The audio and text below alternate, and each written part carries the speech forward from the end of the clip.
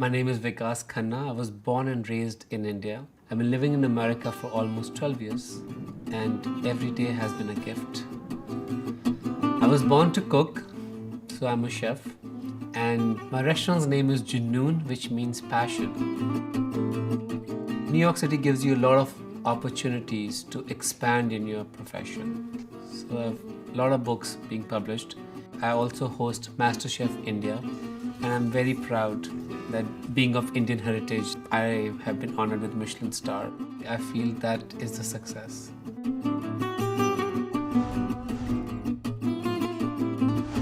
I think India is one of those countries which would always surprise you. And there's so many traditions and celebrations and festivals and colors and people and the smiles. You go to any Indian home, I guarantee they are going to offer you something to eat or to drink. The food plays such a central role in Indian culture. Food is something which makes you fall in love with your country, your people, all over again and again.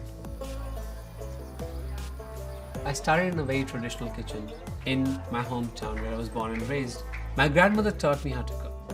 And then I got an opportunity to travel to learn more about flavors, techniques, and foods.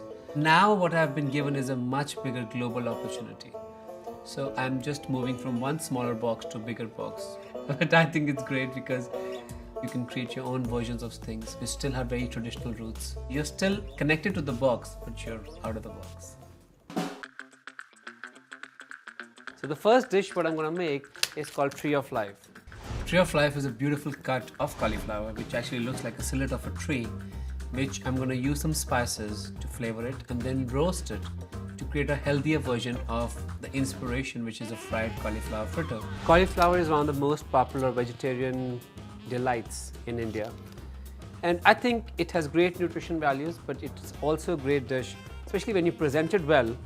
So from 2 cauliflowers, we'll have 4 Tree of Lives. I'm going to generously drizzle them with olive oil. This would be baked. You can also fry this or pan-sear this dish. I'm going to generously season them with salt, garam masala. Garam means warm and masala means a mixture. This is one of the most important spice mix of India. Spices are the essence of Indian cuisine. They elevate the ingredients, but it also helps us to create a balance. So they are the ones which make a dish complete.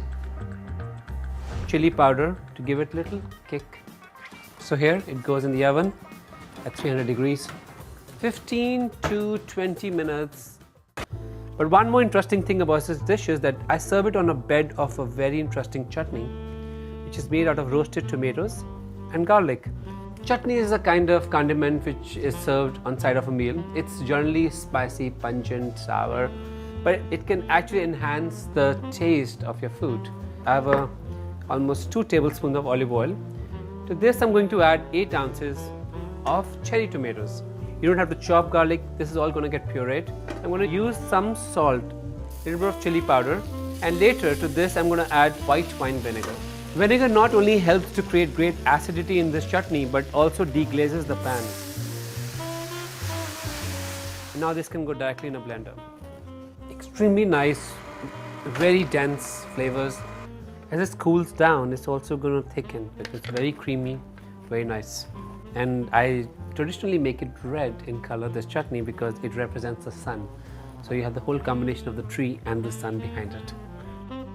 Quick, simple, easy, very healthy. And we keep all the traditions preserved while thinking totally out of the box.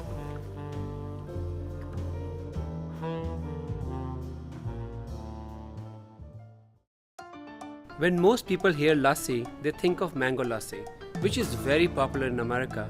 But I wanted to create something a little bit different, to go out of the box, beyond tradition. You've got to keep finding more dimensions of food. What we are doing today is one more step ahead of mango lassi. We are doing grilled pineapple lassi.